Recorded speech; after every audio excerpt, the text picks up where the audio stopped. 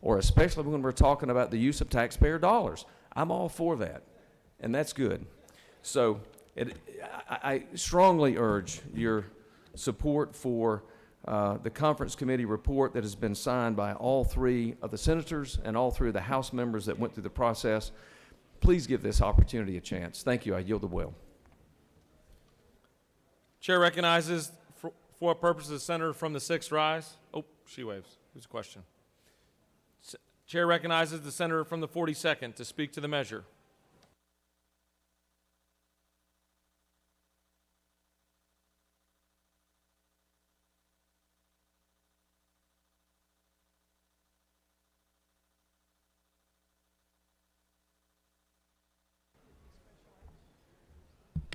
Thank you, Mr. President. I've been reading with interest an article from The Current about this particular program.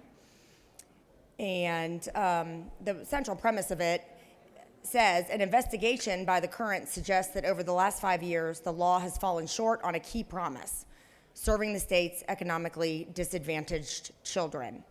So setting aside at the outset the initial question of whether it's a good idea to shift tax revenues into private schools, especially in a state where we've only fully funded our basic funding formula a couple times in the last 20 years, and the fact that this bill, with no sunset, will cost our state $1.2 billion every 10 years, it has really not helped the neediest children at all. There's no requirement that the kids be, as the senator from the 18th said rather dramatically, in desperate or difficult schools.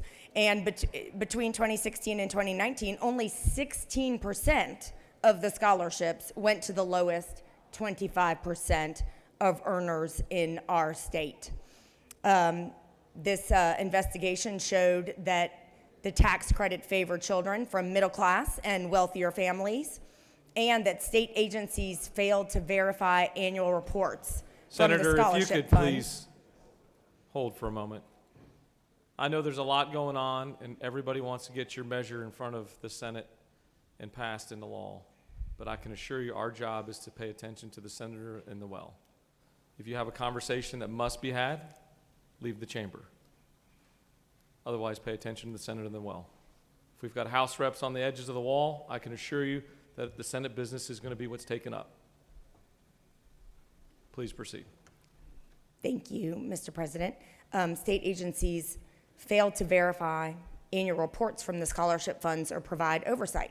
One report that we do have, though, this statement from the Department of Audits and Accounts from last year says additional measures needed to improve transparency and accountability. That's from our state auditor, Mr. Greg Griffin.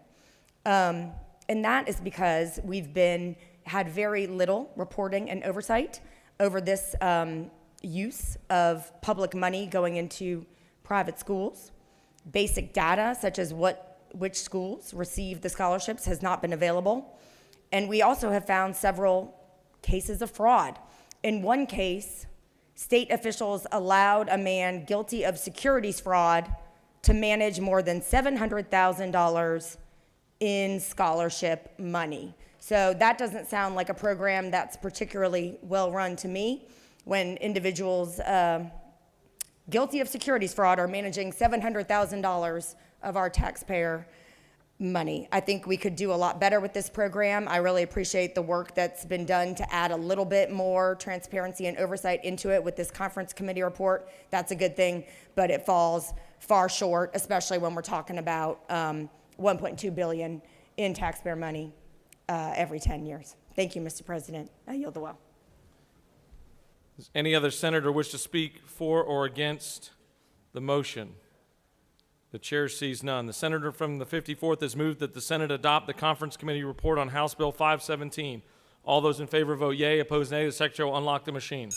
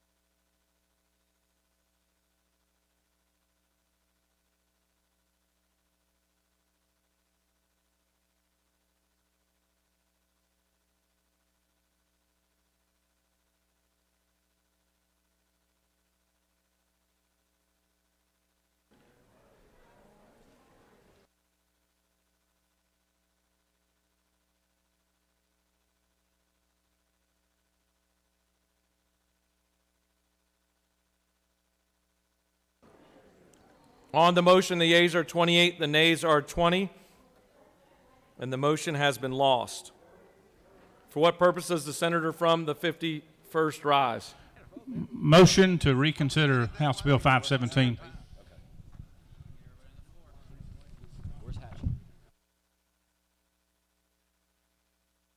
That motion is in order.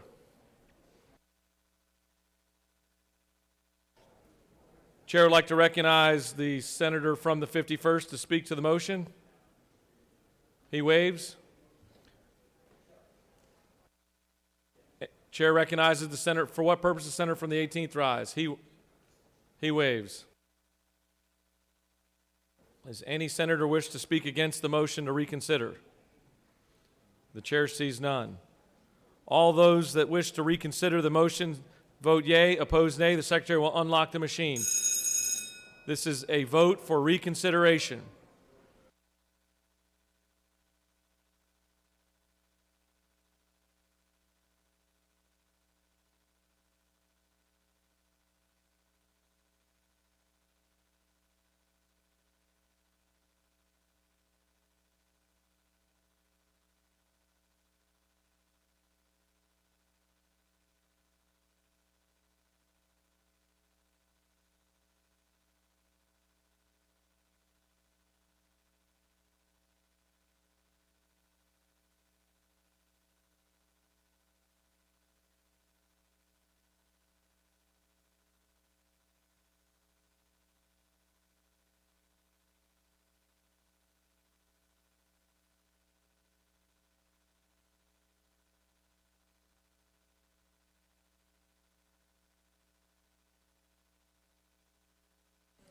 On the motion for reconsideration, the yeas are 30 and the nays are 20, and this Senate will reconsider the motion.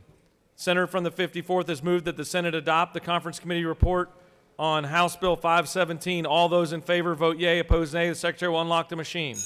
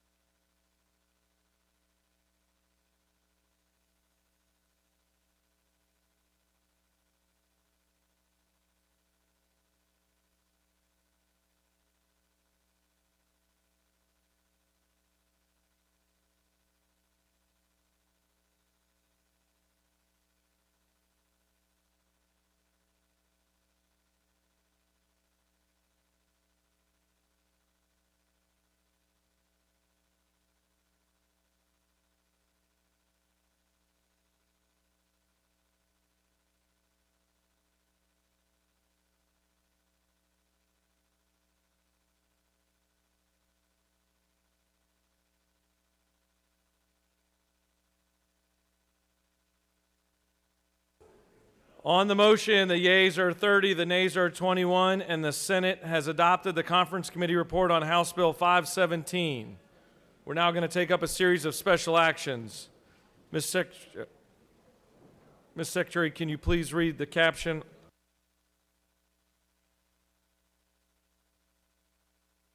Chair recognizes the senator from the 40th for a motion.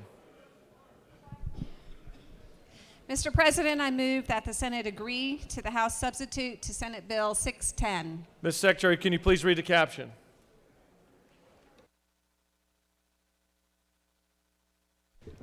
Senate Bill 610 by Senators Harrell of the 40th and others, a bill to be entitled an act to amend Article 7 of Chapter 4 of Title 49 of the Official Code of Georgia annotated relating to medical assistance generally so as to require that the Department of Community Health conduct a comprehensive review of older reimbursement rates for home and community-based services and for other purposes.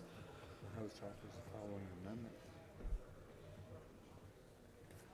Mr. President, the House offers the following amendment to Senate Bill 610 to amend Article 7 of Chapter 4 of Title 49 of the Official Code of Georgia annotated relating to medical assistance generally so as to require the Department of Community Health to conduct a comprehensive review of provider reimbursement rates for home and community-based services and for other purposes. That completes the order, Mr. President. Chair recognizes the senator from the 40th to speak to his motion. Her motion.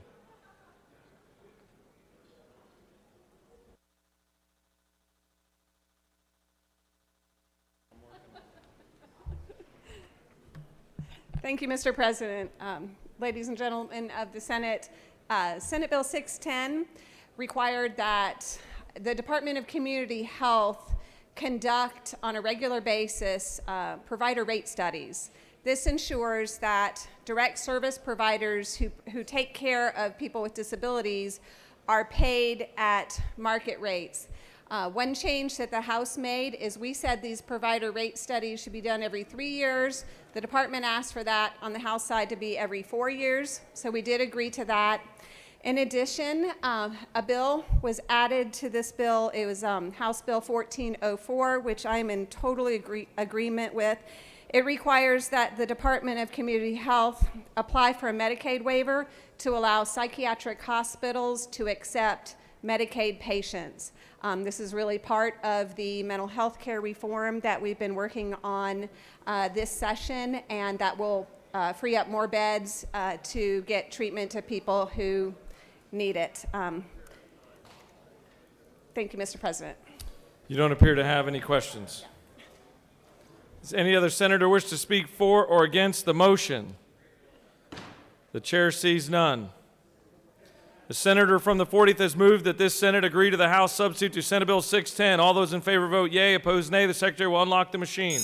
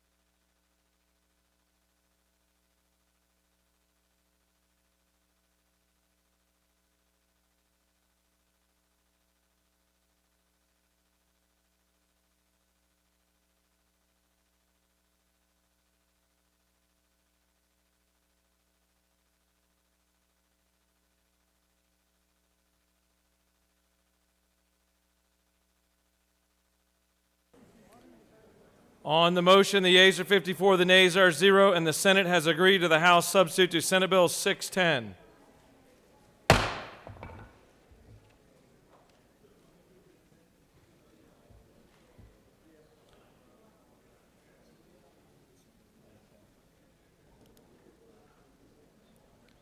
Chair recognizes the senator from the 10th.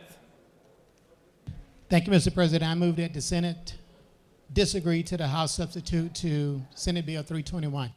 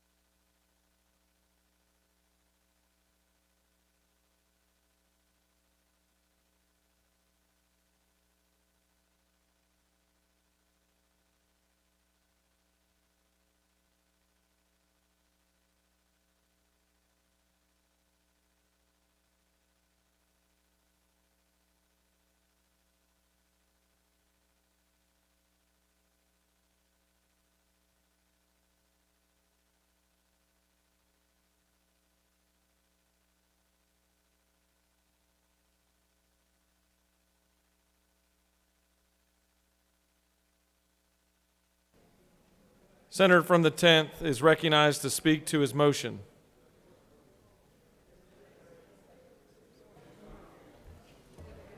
Thank you, Mr. President, and I apologize for the confusion, but Senate Bill 321 is a bill that I introduced last year. It only relates to DeKalb County. It is a local bill, and the House, in their deliberations, decided to take the bill that I introduced last year and add some language to that members of the delegation had disagreed to, which included a $21,000 actually $21,489 pay raise for the Stone Mountain Superior Court judges. This was legislation that was tied up, and this legislation was not passed, but they took a bill that I had introduced last year and added this onto it. And Mr. President, that's why I disagree to the House substitute to Senate Bill 321. You have no questions. Thank you. Would any other senator wish to speak for or against the motion?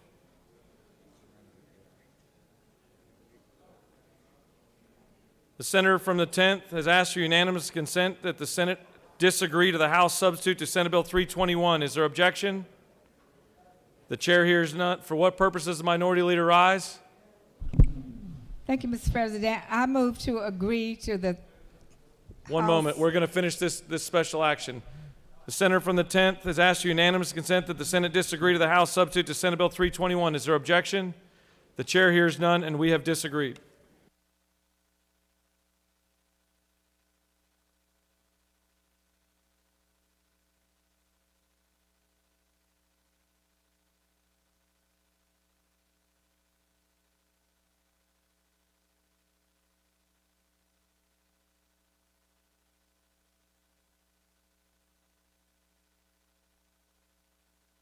Chair recognizes the senator from the 29th. Mr. President, I move that the Senate agree to the House substitute for SB 505. Ms. Secretary, please read the caption.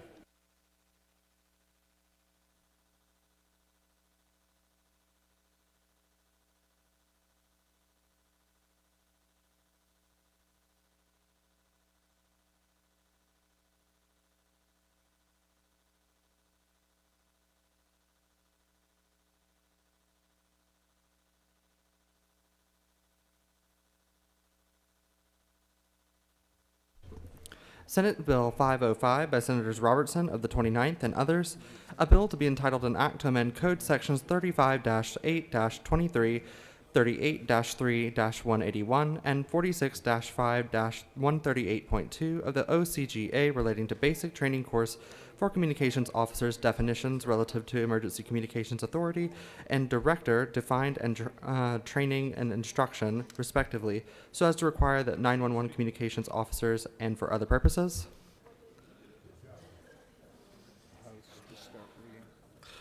Mr. President, the House offers the following substitute to Senate Bill 505 to amend Code Sections 35-8-23, 38-3-181, and 46-5-138.2, and for other purposes. That completes the order, Mr. President. Chair recognizes the senator from the 29th to speak to the measure. The motion. Colleagues, 505 is the bill we passed out of here that requires training for 911 dispatchers beyond the basic training to include telephonic CPR training. The only thing that was changed in the House is we moved the date out to January 1 of 2024. Please consider 505. It saves lives. Thank you, Mr. President. I yield the well. Senator has yielded the well. Does any other senator wish to speak for or against the motion? The chair sees none. The senator from the 29th has moved that the Senate agrees to the House substitute to Senate Bill 505. All those in favor of the motion vote yea, opposed nay. Secretary will unlock the machine.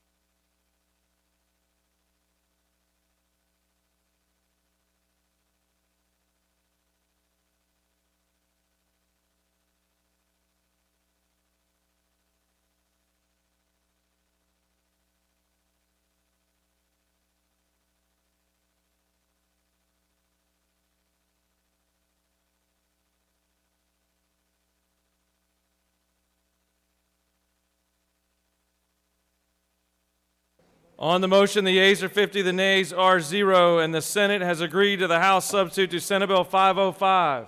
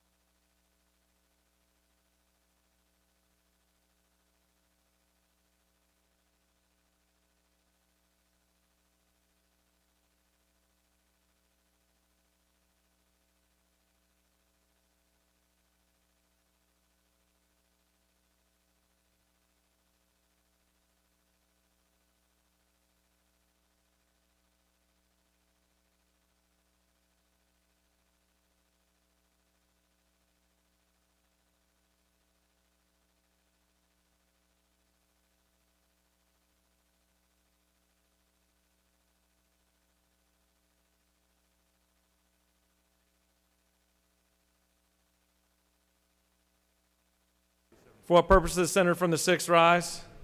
Mr. President, pursuant to Senate Rule 7-1.10, I move to agree to the House substitute to SB 276. You're not recognized at this moment on that. We've got the order on the list. We'll get to you as soon as that's ready to call. Thank you.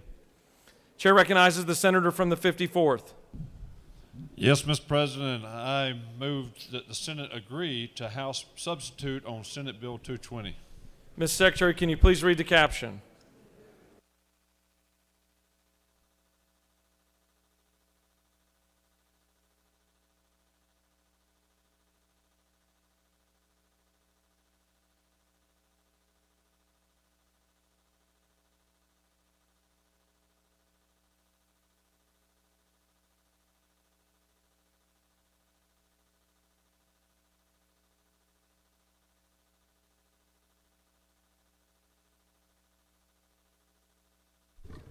Senate Bill 220 by Senators Payne of the 54th and others, a bill to be entitled an act to amend Article 2 of Chapter 14 of Title 20 of the Official Code of Georgia Annotated relating to education accountability assessment programs so as to create the Georgia Commission on Civics Education and for other purposes.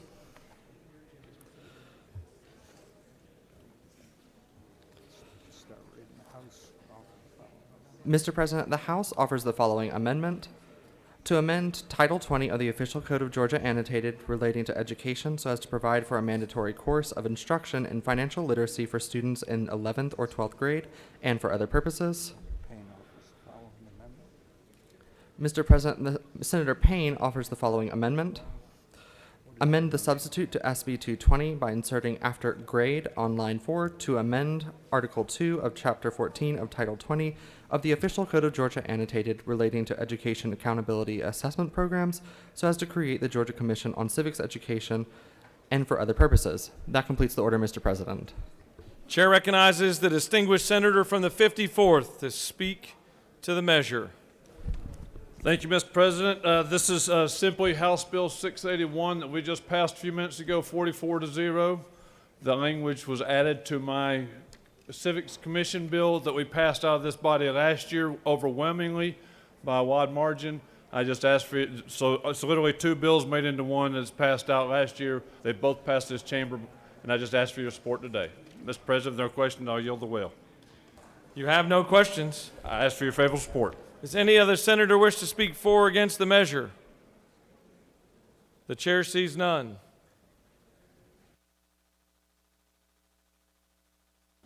The senator from the 54th has asked for this chamber to agree to Senate Bill 220. All those in favor vote yea. Opposed nay. Secretary will unlock the machine.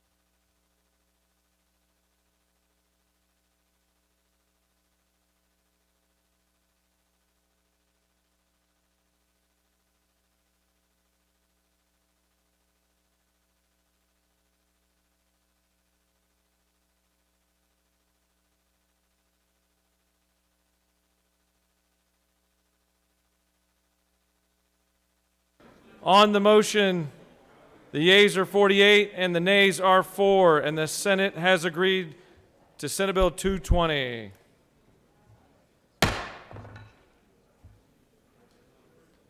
Chair recognizes the senator from the 10th. Thank you, Mr. President. I move that the Senate agree to the House substitute to Senate Bill 10. Ms. Secretary, can you please read the caption? Senate Bill 10 by Senators Jones of the 10th and others, a bill to be entitled an act to amend Article 2 of Chapter 11 of Title 16 of the OCGA relating to offenses against the public order so as to provide for an offense for promoting illegal drag racing and laying drags, to provide for an offense and for other purposes. Mr. President, the House offers the following substitute to Senate Bill 10, to amend Title 16 of the Official Code of Georgia annotated relating to crimes and offenses so as to provide for the offense of impersonating an officer of the court and for other purposes. That completes the order, Mr. President. Chair recognizes the senator from the 10th to speak to the motion. Thank you, Mr. President and colleagues. You may recall Senate Bill 10 was the bill that was introduced last year that dealt with drag racing. The governor essentially took that language, wrapped it over into his bill, and we had a beautiful signing ceremony downstairs on the second floor. The current version of Senate Bill 10 includes language in it that simply states that you cannot impersonate an officer of the court, which means impersonate an attorney or a clerk of the court. Sorry, that's in Section 1. Section 2 adds to those definitions that placing a tracking device on the vehicle of another or directing that someone place a tracking device on the vehicle of another if the owner of that vehicle is a protective order against the person doing the tracking. And Section 3 gives the judges discretion to remove a fine simply if a person simply missed a court date and they were fined. It gives them the ability to reinstate their license. And Mr. President, if there's no questions, I yield the well. You don't appear to have any questions. Does any other senator wish to speak for or against the motion? The chair sees none. The senator from the 10th has moved that the Senate agree to the House substitute to Senate Bill 10. All those in favor vote yea, opposed nay. The secretary will unlock the machine.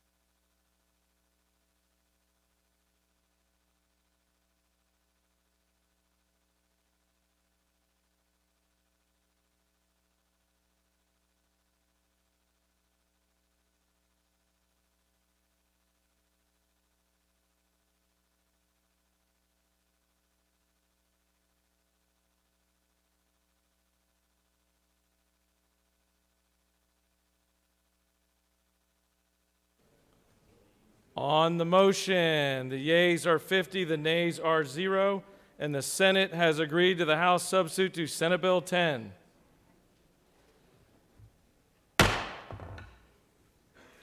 Chair recognizes the senator from the 19th. Mr. President, I move that the Senate insists on its disagreement to the House substitute to Senate Bill 374. Ms. Secretary, can you please read the caption?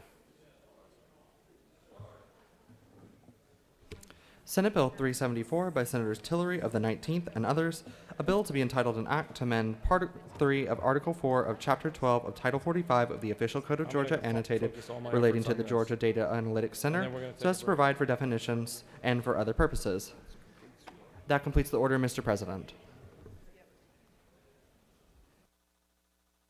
Senator from the 19th has moved that the Senate insist on its disagreement to the House substitute to Senate Bill 374. Is there objection? The chair hears none, and we have insisted.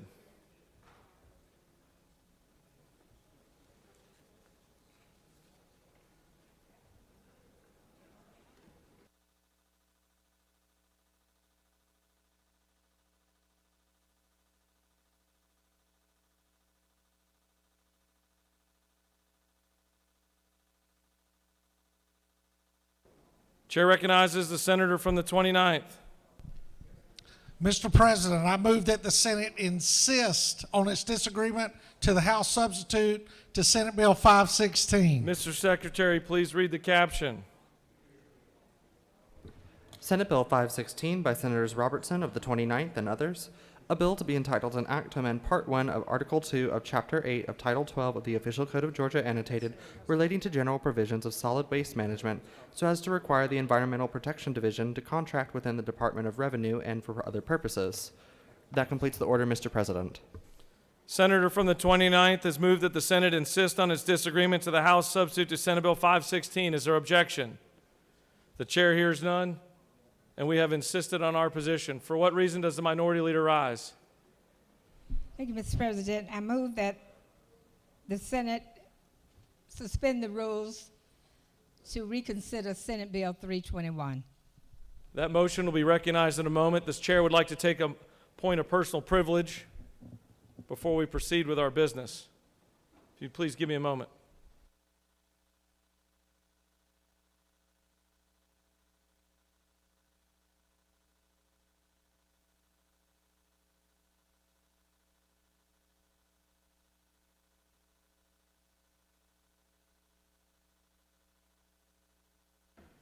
I'm going to try to do this without doing two things. One, using my glasses, and two, not crying.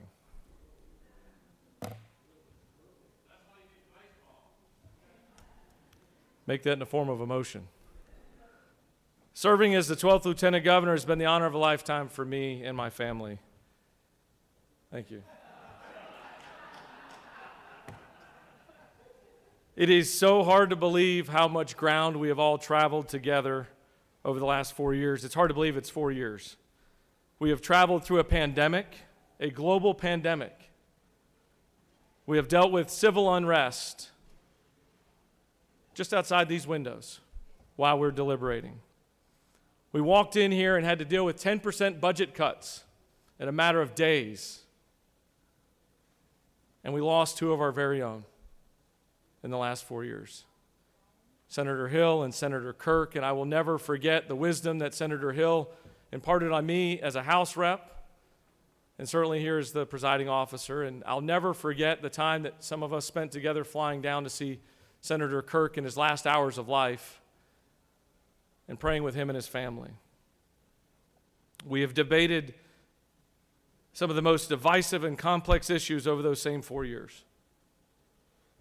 We've talked about abortion, we've talked about guns, we've talked about education, we've talked about health care and crime, and yes, we've talked about elections also. These 4 years will go down as the most turbulent, tumultuous 4-year span in recent Georgia history. Right, wrong, or indifferent. We have dealt with a lot. But here is the bright light in the midst of that storm. This Senate chamber has gone through these turbulent times together. R's and D's have worked together.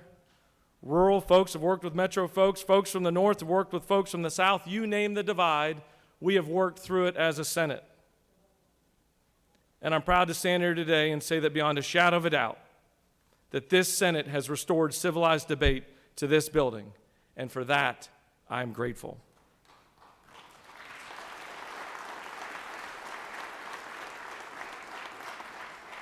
It feels like yesterday that I walked into that House chamber across the hall in 2013 as a wide-eyed freshman who knew absolutely nothing.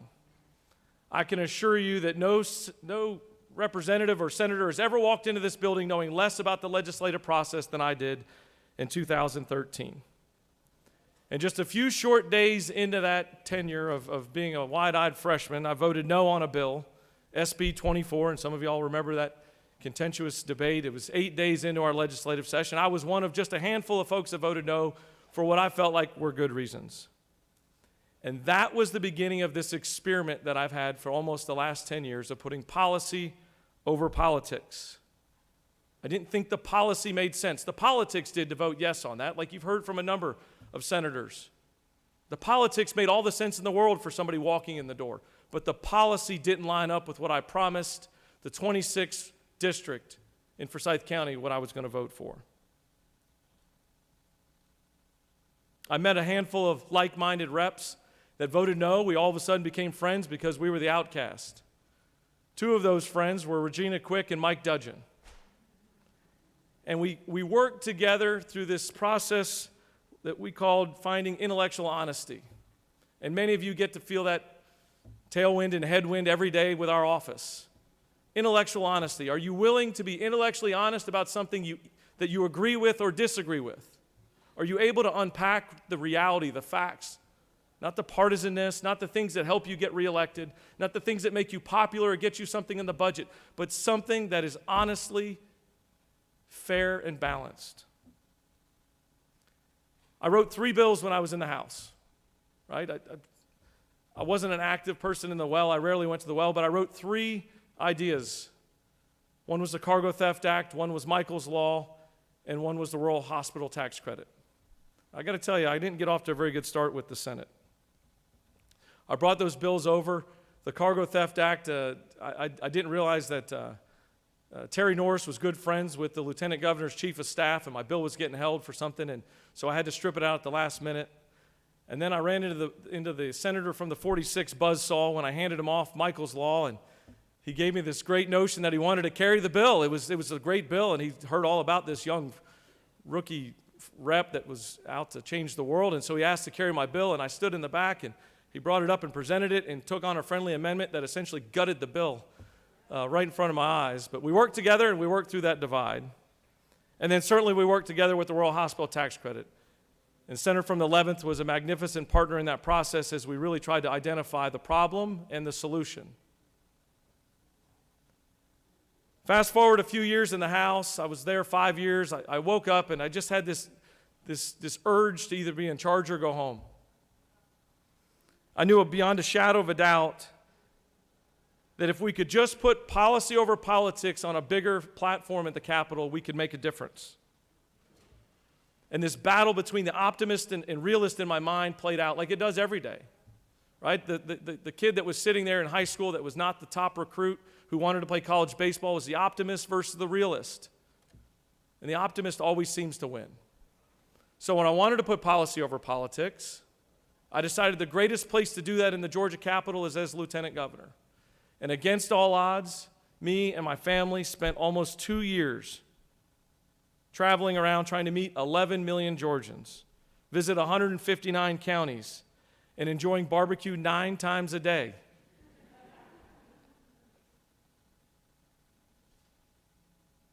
Then the not-so-easy part began. We were fortunate enough to win, but I needed to convince an entire chamber, Democrats and Republicans, that policy over politics was the right way to navigate. That if you got the policy right, it made your politics easier. Now look, I never vividly remember my conversation with the rules chairman trying to explain to him this policy over politics format, and he had this glazed over look on his face. But I promised you that if we got the policy right, it would make your politics easier. I was told early and often from some of my closest friends and staffers that policy over politics was a great campaign slogan, but it was a terrible way to govern. I was told I was naive. I was told I was lazy because I wasn't willing to dream up Machiavellian ways to outflank everybody in the room or in the building. With all that in the rearview mirror, I'm proud to stand before you and report that this Senate chamber does put policy over politics, and it works. We are once again recognized as the upper chamber in this building. A majority of the power of this chamber is now been returned to the committee process. And last but not least, we all enjoy working with each other each and every day. It's been an honor to serve as the lieutenant governor, but more importantly, it's been an honor to work alongside some of the finest Georgians that our state has to offer. I want to thank the folks in my office that every day, look, I get it. If you put the politics over the policy, it makes your job a whole lot easier. Macy, you've done an incredible job. Thank you.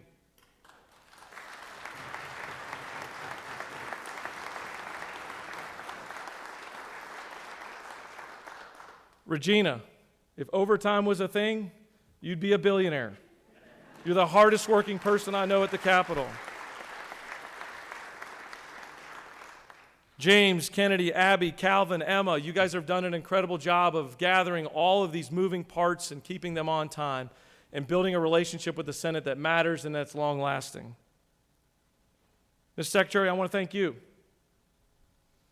It's been an honor to work alongside you. You have done an amazing job of of helping us be better every single day, being more prepared than anybody in this chamber to tackle your job.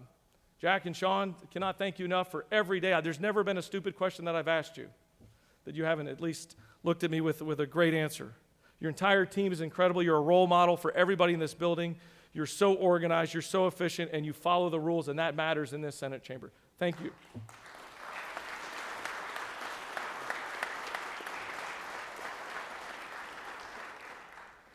I want to thank the Republican caucus and the Democratic caucus. I want to thank former Minority Leader Steve Henson and the senator from the 53rd. Thank you for your friendship and your willingness to have conversation and debate.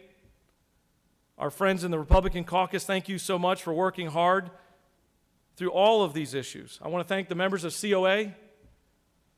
I told you guys this morning in our meeting at COA that is the highest functioning group I've ever been a part of. The discussion that we have every day in Committee on Assignments is genuine, and it's on behalf of 11 million Georgians. They would be proud of the discussion that we have every single day and the debate we have, and I want to thank everybody in COA. I want to thank the Senate Press Office, the Senate Budget Office, the Senate Research Office. Thank you for the tireless work that you put in. Constantly looking for new ideas, creative ideas, working with technology, working with a room full of people that aren't technology savvy. I want to thank my troopers.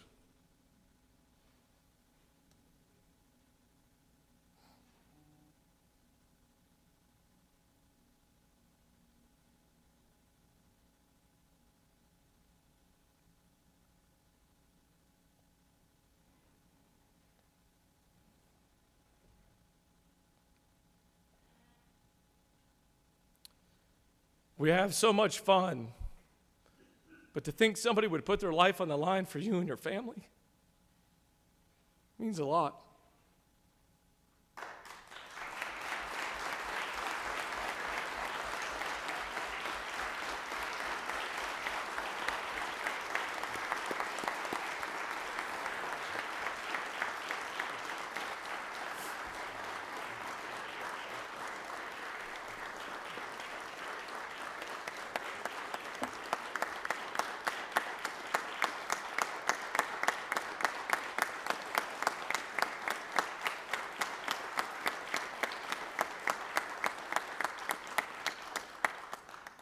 I want to thank our Sergeant at Arms and our doorkeepers. Thank you for being here on time every day, because on time matters. Last but not least, I want to thank my family. In 2011, I approached my wife, Brooke, with this crazy idea that I was going to run for office.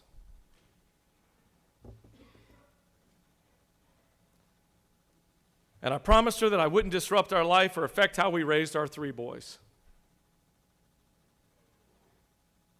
And it hasn't. I love my family as much today as the day I signed up for this job, and I hope they love me just as much as they did before I did. In preparation for tonight's farewell address, I went back and looked at my acceptance speech at Georgia Tech when I got sworn in. Talked about leveraging technology all across Georgia and how it could guide us through the 21st century. Mission accomplished. We're working hard on technology. We've used technology to the advantage of 11 million Georgians in so many ways over the last 4 years. We are truly on our way to becoming the technology capital of the East Coast. I talked about leveraging the 4 C's, churches, charities, corporations, and citizens to solve some of the biggest problems that we have in our state. We're doing it. We increased the rural hospital tax credit because it's working. We've taken care of foster kids that are aging out through a tax credit program and using the community to help them. We now are going to spend $75 million worth of tax credits to make our law enforcement officers safer, better prepared for their day. We're leveraging the 4 C's. But most importantly, I talked specifically about how important my family was to me and how each one of them was a gift from God to me.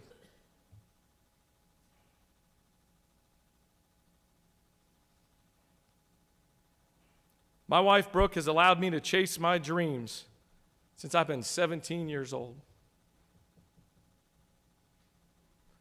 When I said I wanted to go to Georgia Tech to play baseball, that probably was the last school in the world she wanted to go to. But she went to Georgia Tech. And then when I came up with this crazy harebrained idea that I wanted to get drafted in the 69th round and make almost no money at all, you know what she did? She graduated early so she could get a job. When I started a business, we did it together. And when I decided to run for office, we did it together. She's never complained. She's never stepped in front of my dreams. And for that, she's a gift from God. Parker, my oldest, I mentioned he was the greatest role model a dad could ever ask for two younger sons. He still is. He's a gift from God.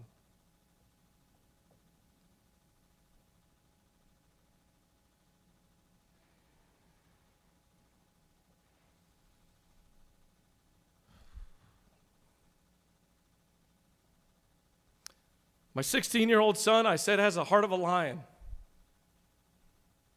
And he does. He is so physically and mentally strong. And I'll never forget when it got so tough, when a president is beating down on your door. He reminded me of our family saying, "Doing the right thing will never be the wrong thing, Dad."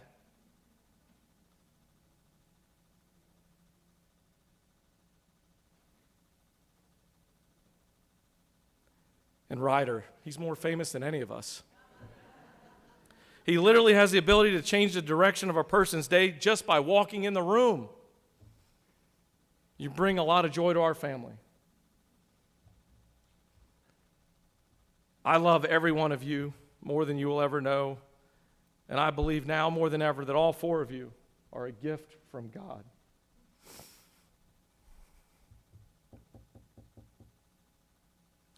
In closing, the last 4 years have also been a gift from God.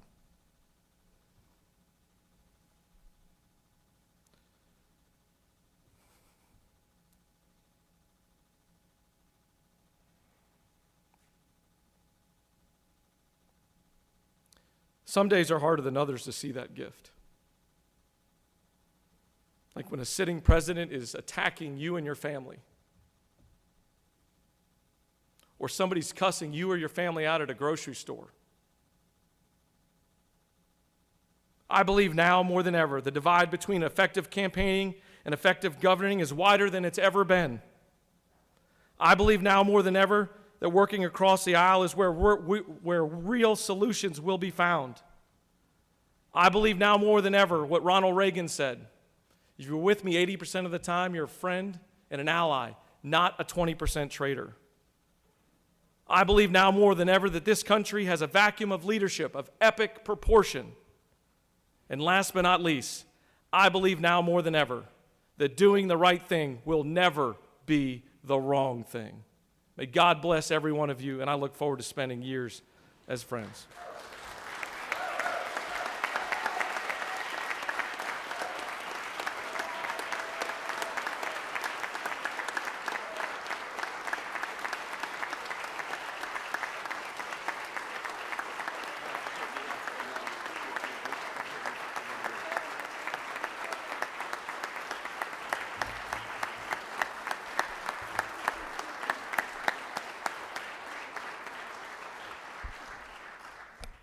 Ladies and gentlemen of the Senate, folks in the gallery, Governor Duncan, and your family, I reflect on nearly 4 years ago when we were in this room and the proceedings called that I would present to you the gavel of this chamber. And you've carried that gavel with honor and with dignity and with integrity, and with intellect, and with courage. And for that, we are all very grateful.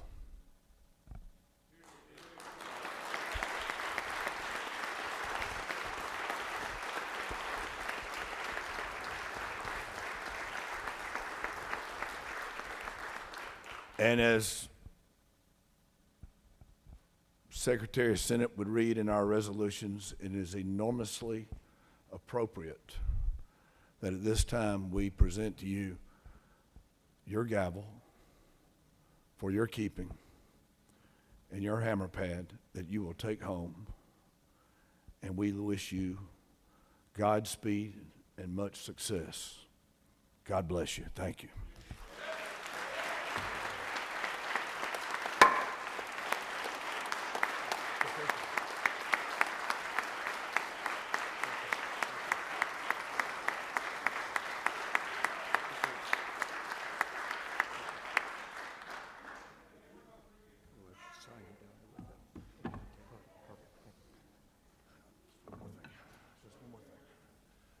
Just one more thing. Get out of my way. At the appropriate time, we will have the gavel and the hammer plate engraved, suitable for your keeping in your home and at the appropriate place. Thank you very, very much. Thank you.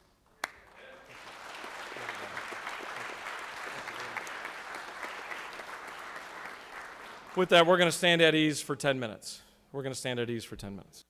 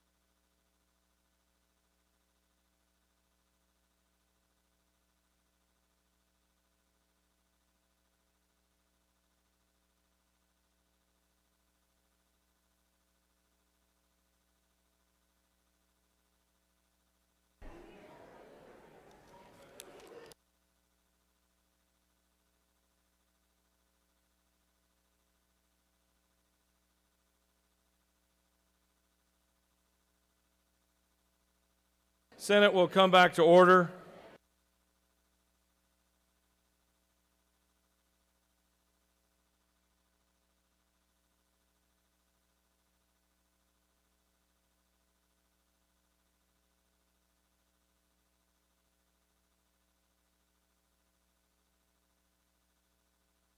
Chair recognizes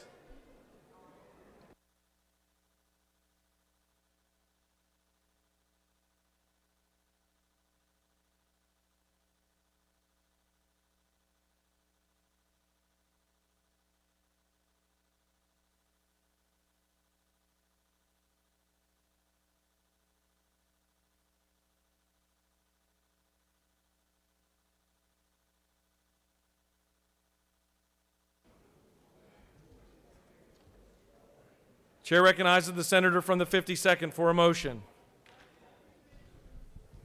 Mr. President, I ask that the Senate agree to the conference report from the conference committee set up on House Bill 1437. Ms. Secretary, can you please read the caption?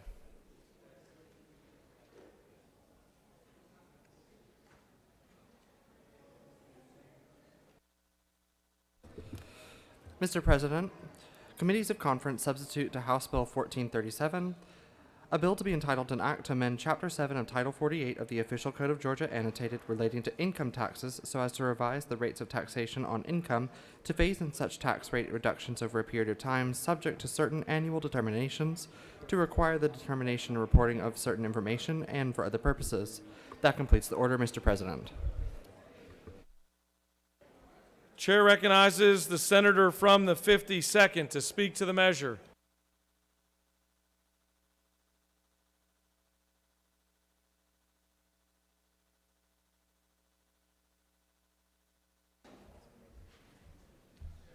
Mr. President, I will try to go through this quickly, but I do want people to understand we are going to an initial tax rate of 5.49%. Eventually, would go down to 4.99%, the same as the Senate bill had.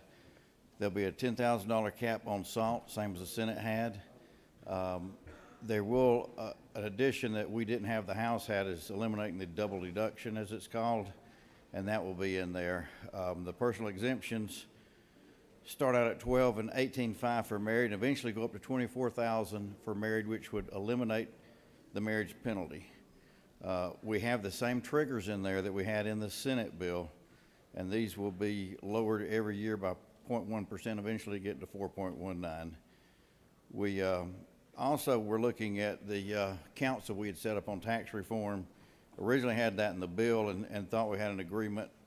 Now I'm being told that the governor will do an executive order tomorrow so that we can study all these tax revenues and credits and stuff like we had proposed last year in Senate Bill 148. The cost of the bill the first year, since it's only about 6 months, is about $455 million. Then it's going to be slightly over $1 billion, but I do believe the bill is responsible, and that if the triggers aren't met, it'll pause a year. We don't know the future and have to protect our AAA bond rating, but I believe this responsible stage cut's appropriate. It's going to be incumbent on us to take a serious look at the revenue that's not producing a positive return for the state and deal with it. Without that, we won't be successful. I do believe this is a great step forward for Georgia, and we're going to be capable of more great steps in the future. The only other tax cut many people were part of here 4 years ago, I sponsored that along with the late Jay Powell in the House. So this will be the second rate cut in Georgia's history since 1937 and the largest. So I'm certainly proud to be a part of and a sponsor of both, and I want to thank those, including the governor and his administration and the Georgia Fiscal Research Center, working with Bob Bushman, our state economist, Dr. Jeff Dorfman. Since the last rate cut, we have seen tremendous growth in revenue. We can continue to do the same if we work hard to keep Georgia's the envy of many. We've weathered many storms, including the pandemic, due to the great leadership of our governor, and we can continue to do the same and continue to watch the pennies and dollars that our citizens entrust us with. Mr. President, it's a great day for a tax cut, and I think a great way to close out your last sine die leading the Senate for the last 4 years. I will yield for questions. You have a question. The chair recognizes the pro tem for a question.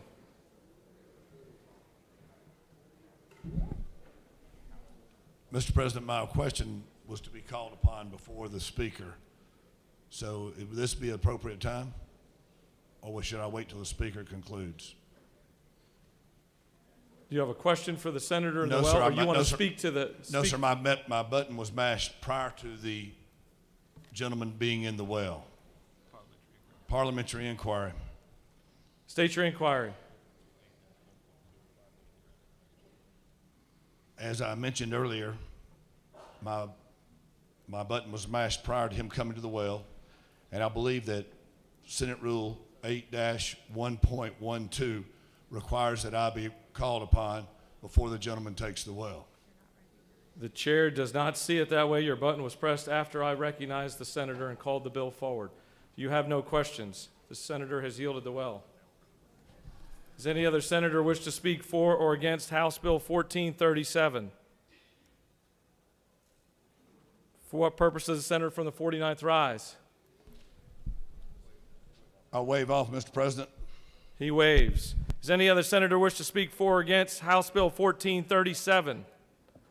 The chair sees none. The senator from the 52nd has moved that the Senate adopt the Conference Committee Court report on House Bill 1437. All those in favor vote yea, opposed nay. The secretary will unlock the machine.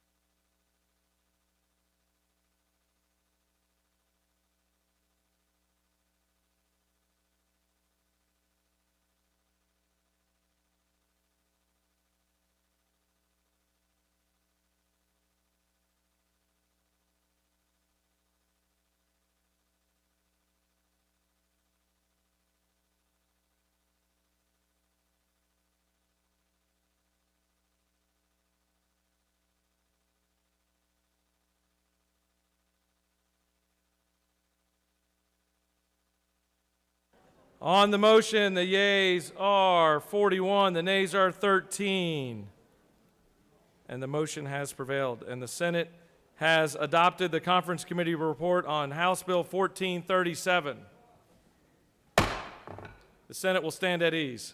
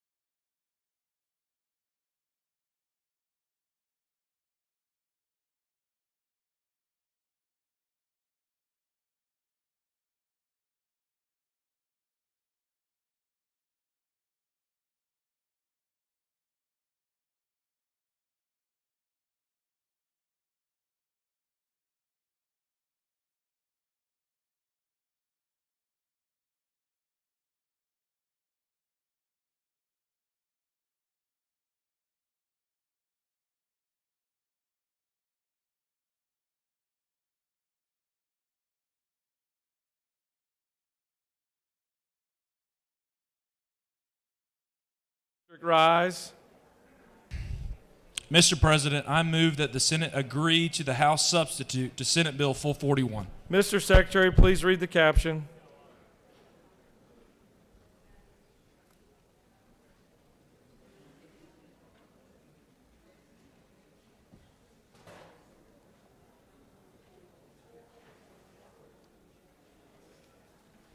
Senate Bill 441, a bill to be entitled an act to amend Title 15 of the OCGA relating to courts in general so as to provide for the reestablishment of the Criminal Case Data Exchange Board so as an advisory board to the Council of Superior Court Clerks of Georgia and for other purposes. Mr. President, the House offers the following substitute to Senate Bill 441. A bill to be entitled an act to amend Title 15 of the OCGA relating to courts in general so as to provide for the reestablishment of the Criminal Case Data Exchange Board as an advisory board to the Council of Superior Courts of Georgia and for the purposes. That completes the order, Mr. President.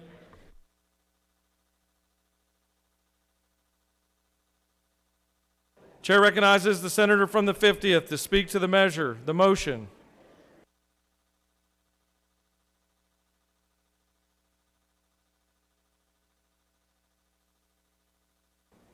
For what purpose does the pro tem rise? Parliamentary inquiry, Mr. President. State your inquiry. Would you ask the Secretary to read Senate Bill 8-1.2? We will as soon as Senate we're done rule. proceeding with the current business that's in the well. Thank you. Proceed.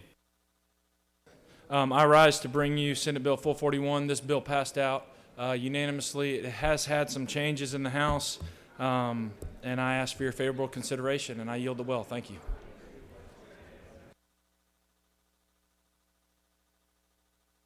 Chair recognizes the senator from the 1st. Not yet, sorry. Any other senator wish to speak for or against the motion? The chair sees none. The senator from the 50th has moved that the Senate agree to the House substitute to Senate Bill 441. All those in favor vote yea, opposed nay. The Secretary will unlock the machine.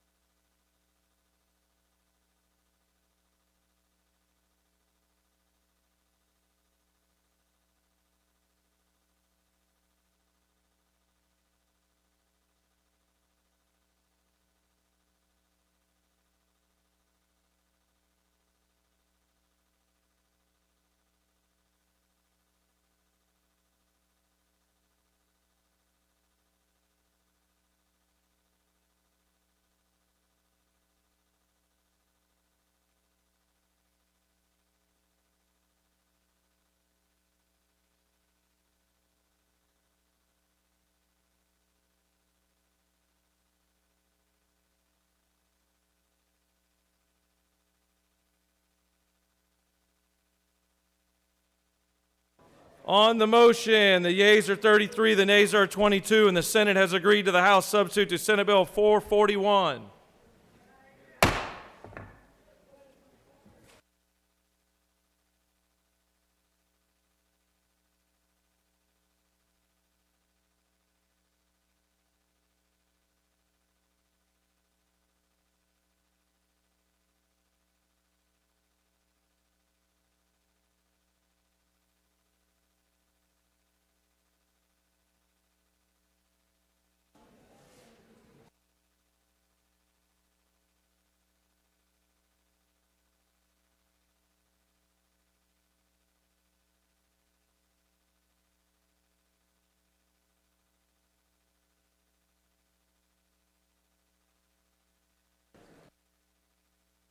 For what purpose does the pro tem rise?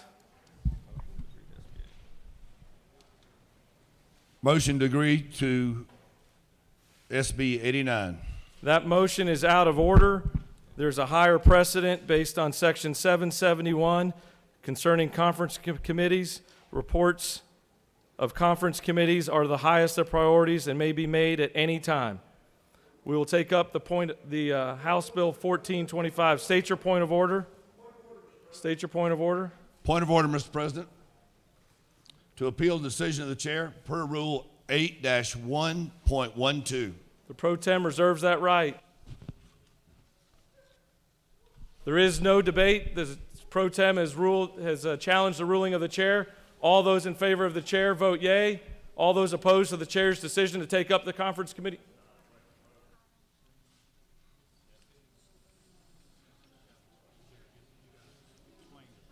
Shall the ruling of the chair be sustained? Vote yea or nay.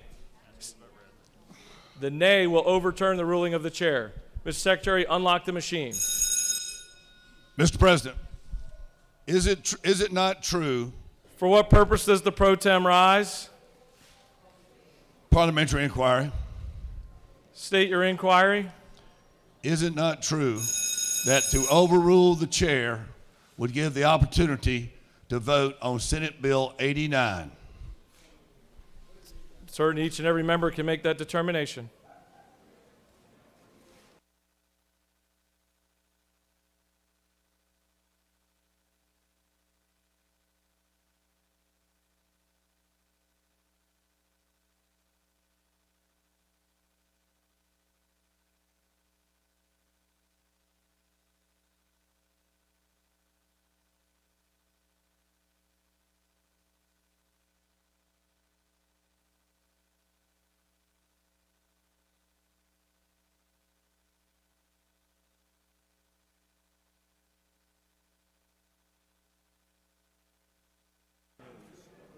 On the appeal to the ruling of the chair, the yeas are 29 and the nays are 20, and the chair's ruling stands. Chair recognizes the senator from the first. Mr. President, I move that the Senate adopt the conference committee report on House Bill 1425. Mr. Secretary, please read that caption.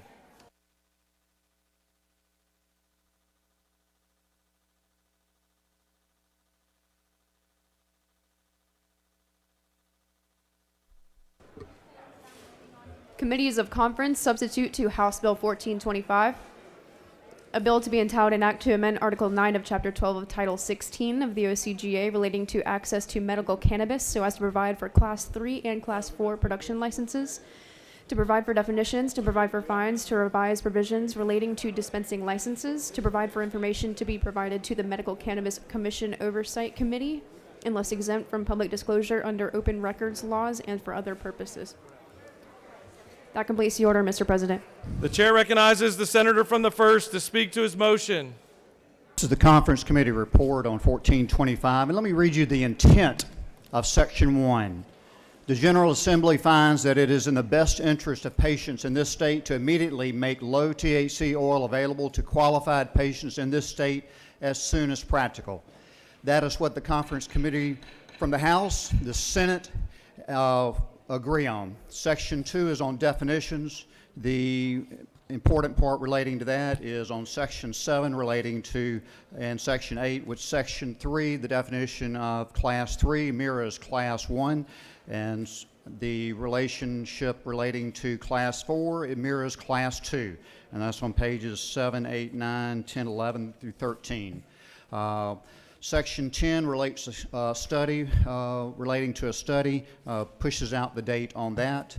And then the Section 11 changes the 3,000 to 2,000, which is a minimum change and certainly still above the liquor store allotments from that perspective, which is 1,500 feet.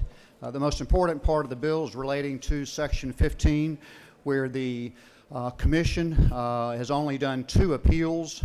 This moves it to the Office of State Administrative Hearings, which is designated as the hearing officer for any protest filed pursuant to the Commission's request for proposals. So basically, those 16 applicants who filed 22 protests and only 2 have been held will be pushed to the Office of State Administrative Hearings.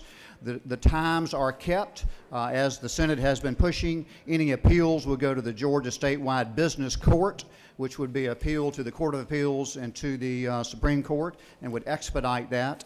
And the commission will continue with the timeline. They'll take those recommendations and administer the licenses.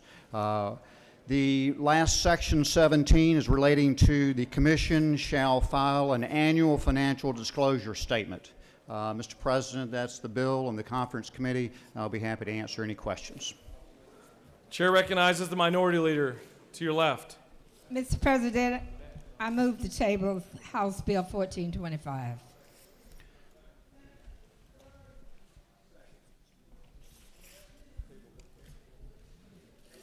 Table takes precedent.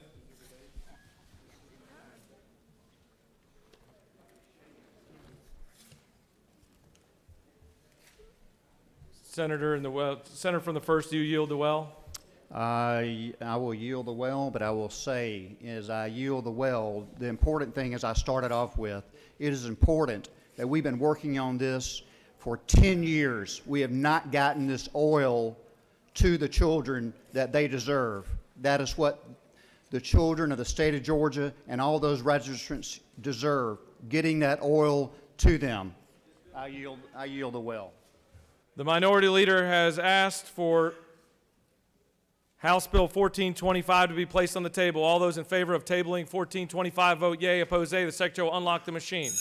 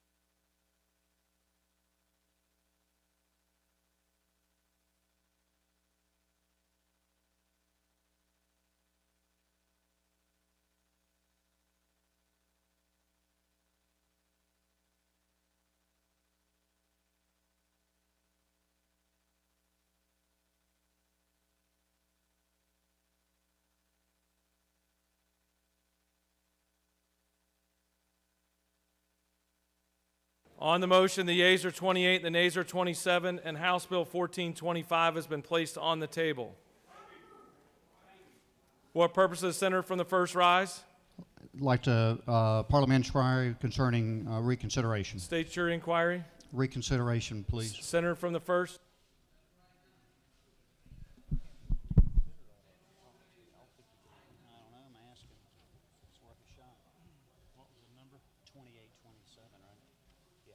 The motion is a renewable motion, which is after we take up another piece of business, that we can come back to that point of order.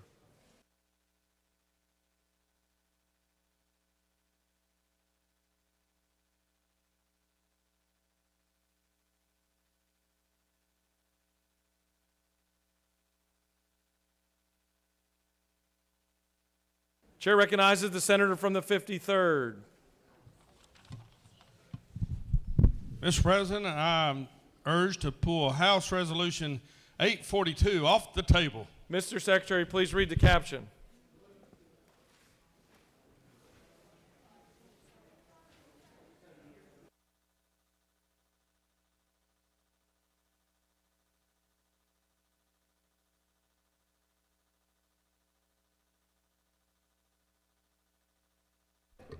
House Resolution 842, a resolution by Representative Control of the 22nd and others, a resolution proposing an amendment to the Constitution so as to restrict the ability of the General Assembly to increase the salary of the state senators and representatives, to establish a standard salary for state senators and representatives equal to 60% of the median, and for other purposes.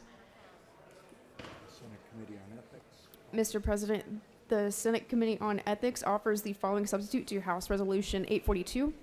A resolution proposing an amendment to the Constitution so as to restrict the ability of the General Assembly to increase the salary of state senators and representatives, to establish a standard salary for state senators and representatives equal to 1/2 of the median household income in Georgia, and for other purposes. That completes the order, Mr. President.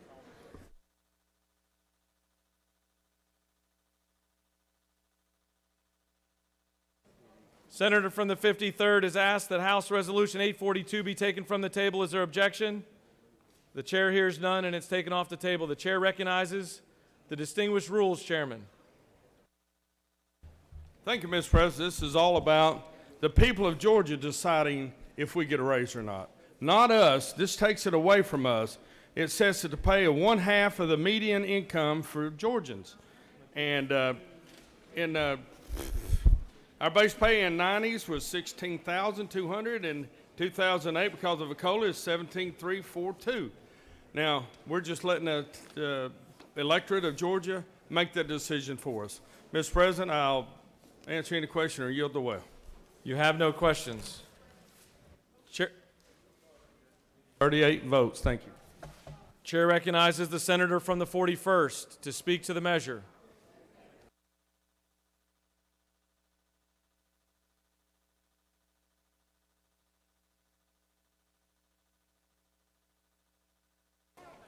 I've got two compensation.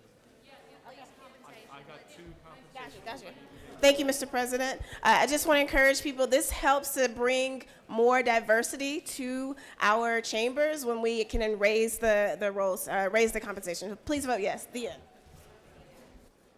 Does any other senator wish to speak for or against House Resolution 842? The chair sees none. The question's on the adoption of the committee substitute. Is there objection? Adoption of the committee sub. The chair hears none. The committee sub is adopted. Is there objection to agree in the report of the committee which is favorable to the adoption of the resolution? The chair hears none. The report of the committee is agreed to. Is there objection to the main question being ordered? The chair hears none. The main question is ordered. Questions on the adoption of the resolutions by substitute. All those in favor vote yea. Vote opposed nay. Vote. Secretary will unlock the machine.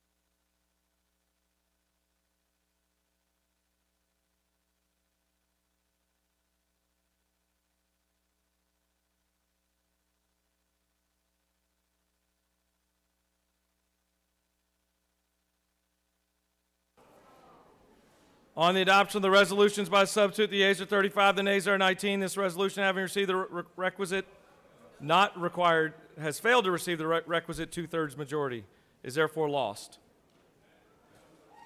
Chair recognizes the senator from the 50th. No, it's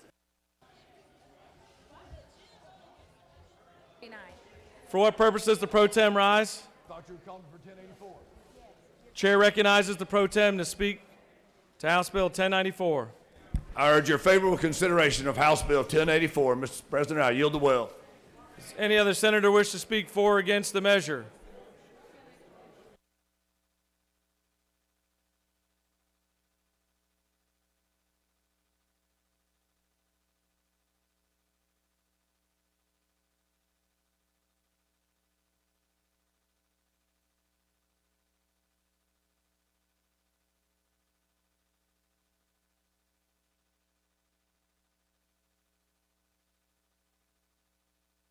Chair recognizes the pro tem. Motion to agree to House Bill 1084. The pro tem has made a motion to agree to House Bill 1094.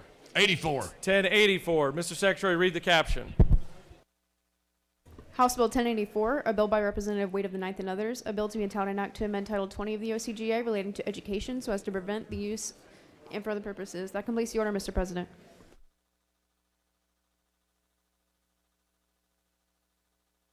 The pro tem has made a motion for the Senate to agree and now is recognized to speak to the motion. Deja vu.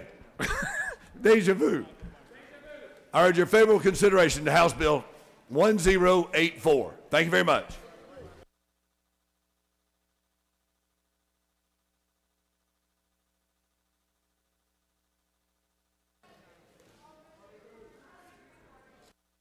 Chair recognizes the senator, the minority leader. Move to print, Mr. President, 1084, House Bill 1084. State that one more time. I didn't hear you. Move to print House Bill 1084.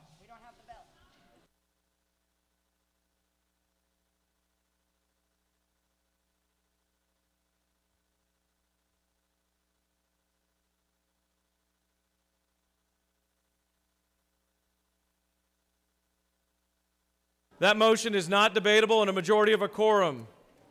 All those in favor of the motion to print, vote yea. Opposed, nay. The secretary will unlock the machine.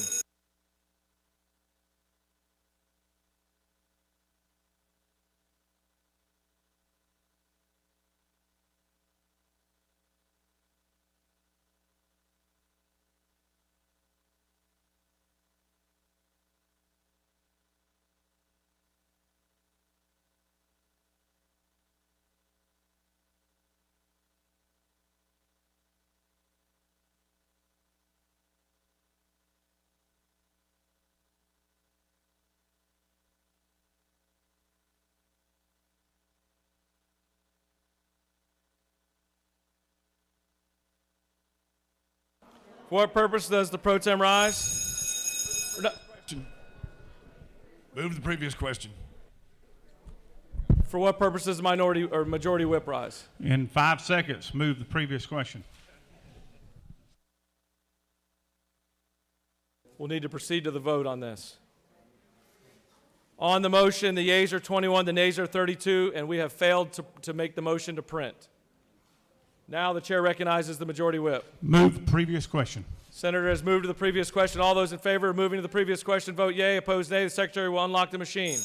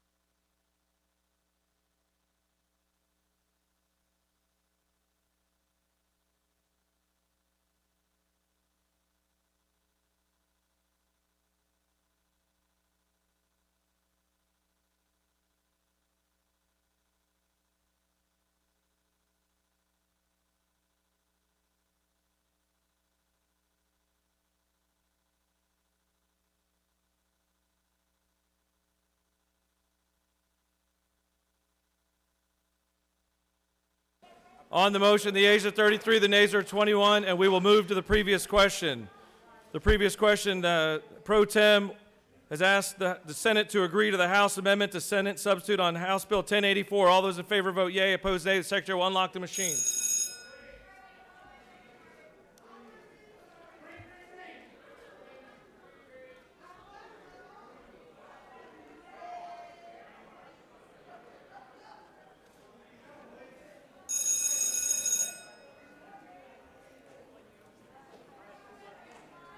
I told you this got exciting.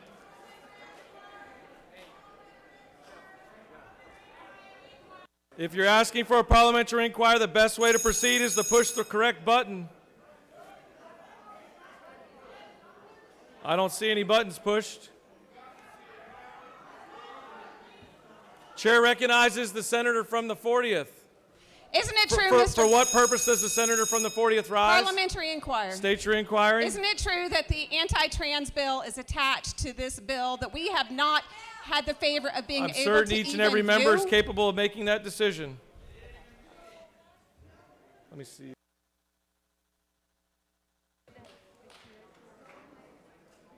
On the motion, the yeas are 32, the nays are 21, and the Senate has agreed to the House amendment to Senate Substitute 1084. Chair recognizes the senator from the 56. Mr. President, I move that the Senate agree to the House amendment to the Senate substitute to House Bill 275 as amended by the Senate. Mr. Secretary, please read the caption.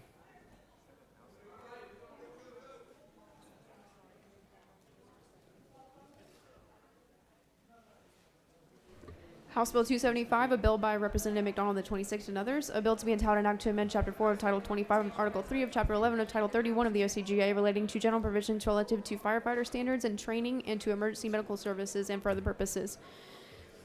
That completes the order, Mr. President. Chair recognizes the senator from the 56th to speak to his very important motion. This is the Giving the Gift of Life bill. Please vote yes and help me save thousands of people's lives. God bless you. Senator from the 56th has yielded the well. The senator from the 56th has moved that the Senate agrees to the House amendment to the Senate substitute to House Bill 275. All those in favor vote yea, opposed nay. The secretary will unlock the machine.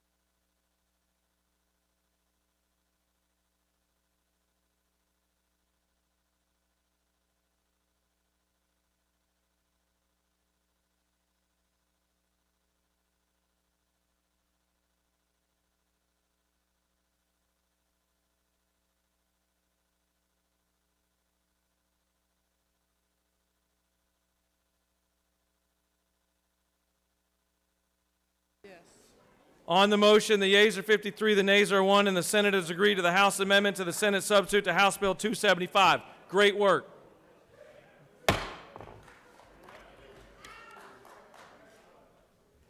Chair recognizes the senator from the 7th. Thank you, Mr. President. Move to take House Bill 893 from the table. Ms. Secretary, please read the caption.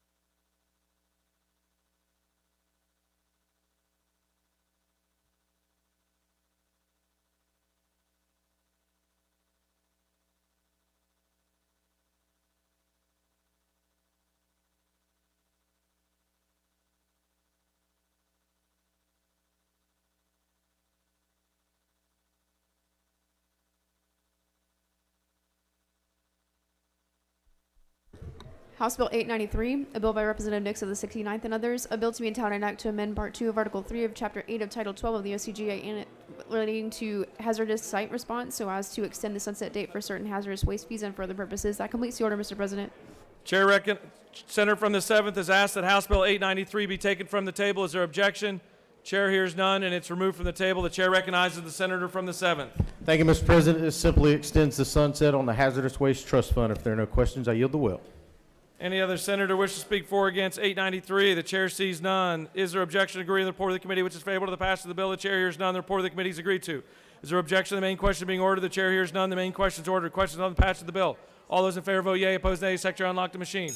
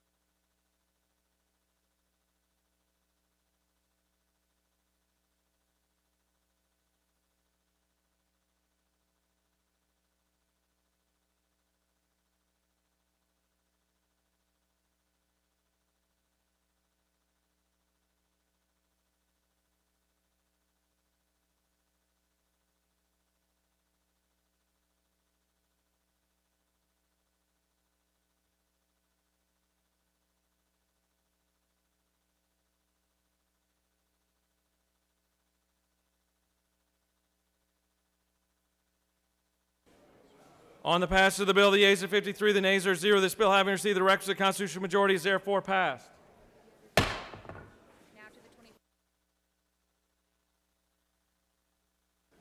Chair recognizes the senator from the 21st for a motion or motions. President, I ask unanimous consent to remove H.R. 626 from the table. Ms. Clerk, Ms. Secretary, please read the caption.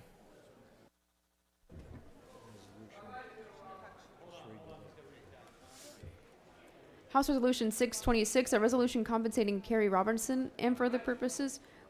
Whereas Kerry Robertson and for other purposes. That completes the order, Mr. President.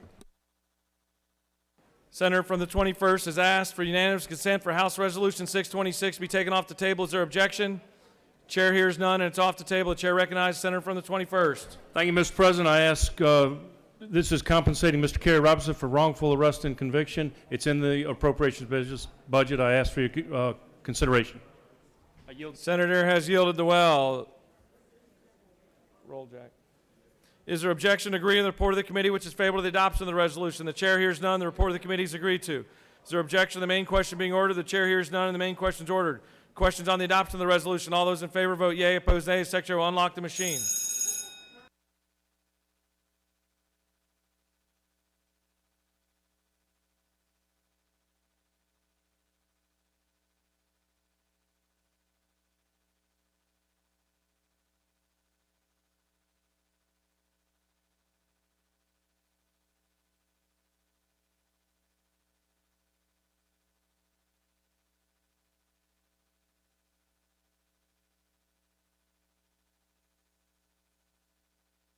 What purpose does the senator from the 26th rise? To make a motion. That's not in order. We're in the middle of a vote. As soon as we get through with the vote, can I be recognized?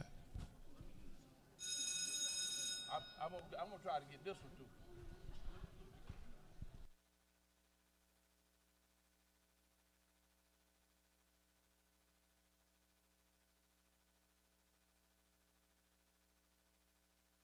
On the adoption of the resolution, the yeas are 54, the nays are 0. This resolution, having received the requisite constitutional majority, is therefore adopted. Chair recognizes the senator from the 21st. Mr. President, I ask unanimous consent to remove H.R. 593 from the table. Ms. Secretary, please read the caption. H.R. 593, a resolution compensating Mr. Dennis Arnold Perry and for other purposes. That completes the order, Mr. President.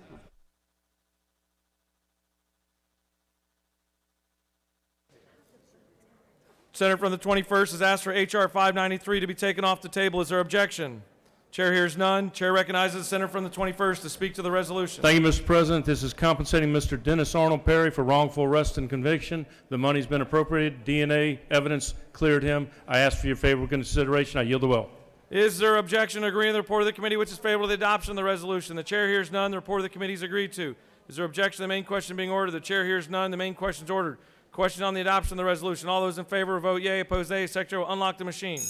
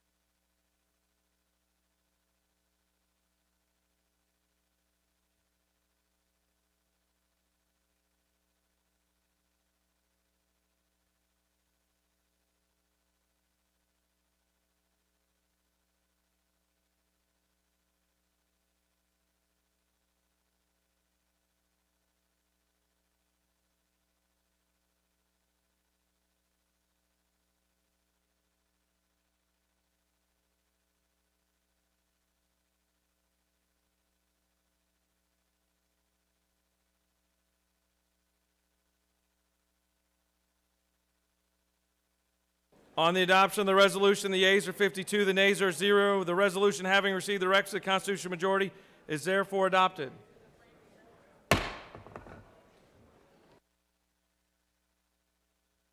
Chair recognizes the senator from the 26th. Mr. President, I'd like to ask for unanimous consent to take House Bill 824 off the table. Ms. Secretary, please read the caption.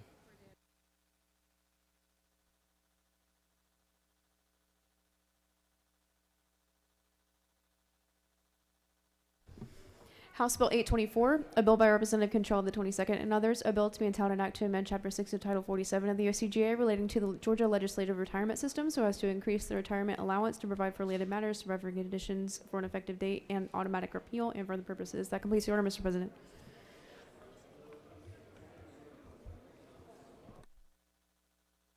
Chair recognizes the senator from the 26th has asked that House Bill 824 be taken off the table. Is there objection?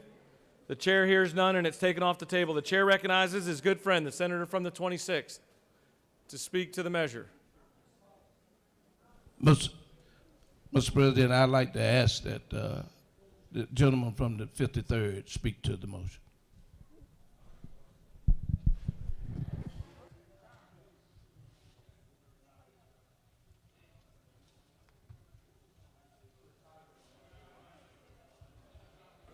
Chair recognizes the senator from the 53rd for one last time. Yeah. Okay, this is for retirement, and it costs the state no money. It comes out of your money to put into the retirement. I yield away.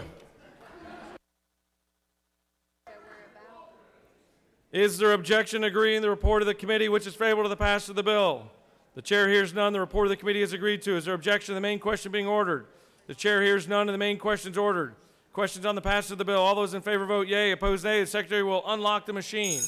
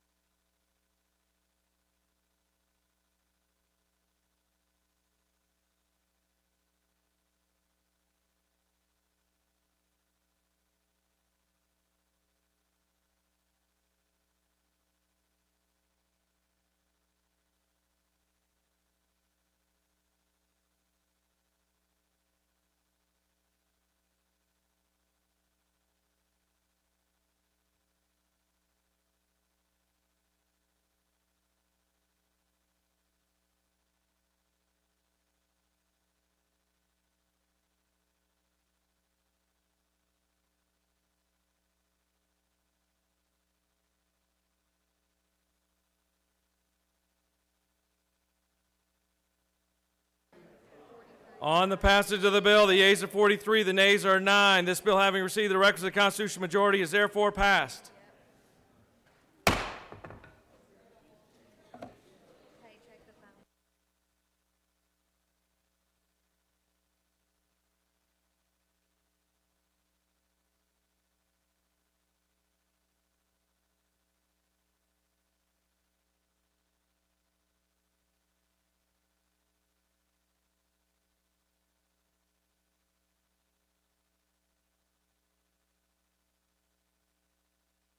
Chair recognizes the majority leader for a motion.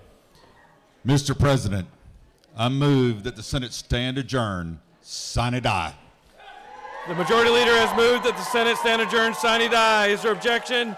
The chair hears none, and we stand adjourned, sine die.